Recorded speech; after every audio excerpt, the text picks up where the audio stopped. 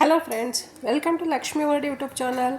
Friends, ಇವತ್ತಿನಲ್ಲಿ ರೆಸಿಪಿಯಲ್ಲಿ ಬೇಳೆ ಇಲ್ಲ ಅಂದರೆ ತರಕಾರಿ ಇಲ್ಲ ಅಂತ ಅಂದಾಗ ತುಂಬ ಸಿಂಪಲ್ಲಾಗಿ ಟೊಮೆಟೊ ರಸ ಹೇಗೆ ಮಾಡ್ಕೊಳ್ಳೋದು ಅಂತ ತೋರಿಸ್ಕೊಡ್ತೀನಿ. ಬನ್ನಿ ವಿಡಿಯೋ ಸ್ಟಾರ್ಟ್ ಮಾಡೋಣ.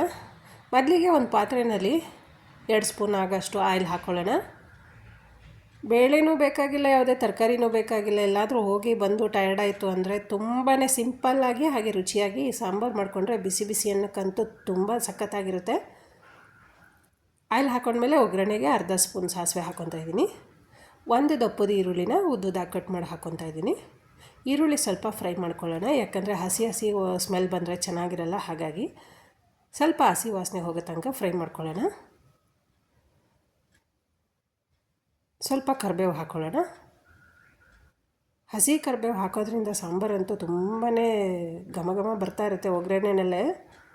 ಬಟ್ ತಿಳಿ ಸಾರು, ನಮ್ಮನೇಲಂತೂ ತಿಳಿ ಸಾರು ಮಾಡಿದ್ರೆ ಮಕ್ಕಳು ಖುಷಿಯಾಗಿ ತಿಂತಾರೆ. ಯಾಕಂದರೆ ಚಿಕ್ಕವನಿಗಂತೂ ಒಂದು ತರಕಾರಿನೇ ಇಷ್ಟ ಇಲ್ಲ, ಹಾಗಾಗಿ ತುಂಬ ಇಷ್ಟಪಟ್ಟು ತಿಂತಾನೆ. ಕರಿಬೇವು ಹಾಕಿದ್ಮೇಲೆ 1-2 ನಿಮಿಷ ಫ್ರೈ ಮಾಡ್ಕೊಬೇಕು. ಇದಕ್ಕೆ ನಾನು 3 ಟೊಮೊಟೊ ಹಣ್ಣು ಕಟ್ ಮಾಡಿ ಇಟ್ಕೊಂಡಿದ್ದೀನಿ. ಕಟ್ ಮಾಡಿರೋ ಅಂಥ ಟೊಮೊಟೊ ಹಣ್ಣು ಹಾಕ್ಕೊತಾ ಇದ್ದೀನಿ.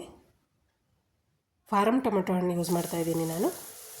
ಟೊಮೊಟೊ ಹಣ್ಣು ಫ್ರೈ ಮಾಡ್ಕೊಳ್ಳೋಣ. ಟೊಮೊಟೊ ಹಣ್ಣು ಸ್ವಲ್ಪ ಸಾಫ್ಟ್ ಆಗೋ ತನಕ ಫ್ರೈ ಮಾಡ್ಕೊತಾ ಬರಬೇಕು.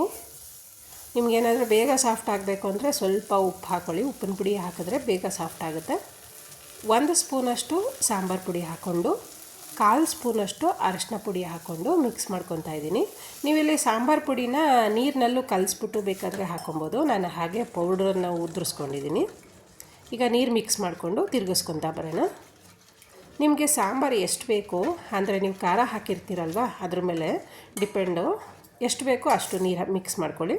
ನಾನು 1 ಸ್ಪೂನ್ ಸಾಂಬಾರು ಪುಡಿಗೆ ಎಷ್ಟು ಬೇಕು ನೀರು ಅಷ್ಟನ್ನು ಮಿಕ್ಸ್ ಮಾಡ್ಕೊತಾ ಇದ್ದೀನಿ.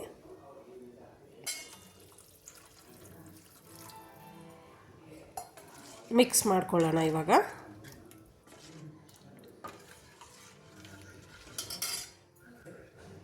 ರುಚಿಗೆ ತಕ್ಕಷ್ಟು ಉಪ್ಪು ಹಾಕ್ಕೊತಾ ಇದ್ದೀನಿ. ಉಪ್ಪು ಹಾಕ್ಕೊಂಡು ಸ್ವಲ್ಪ ಮಿಕ್ಸ್ ಮಾಡಿ ಕುದಿಯೋಕ್ಕೆ ಬಿಡೋಣ.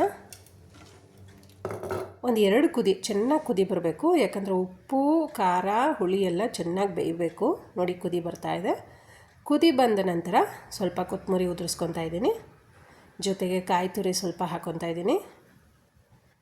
ಈಗ ಮಿಕ್ಸ್ ಮಾಡಿ ಮತ್ತೆ 1 ಕುದಿ ಬರೋದಕ್ಕೆ ಬಿಡಿ. ನೀವೊಂದು ಸಲ ಟ್ರೈ ಮಾಡಿ. 5 ನಿಮಿಷದಲ್ಲಿ ಚಟ್ಪಟ್ ಅಂತ ಸಾಂಬಾರು ರೆಡಿ ಆಗಿಬಿಡುತ್ತೆ. ಅಂದರೆ ನೀವೆಲ್ಲ ಸಾಮಾನು ರೆಡಿ ಮಾಡಿ ಇಟ್ಕೊಬೇಕು.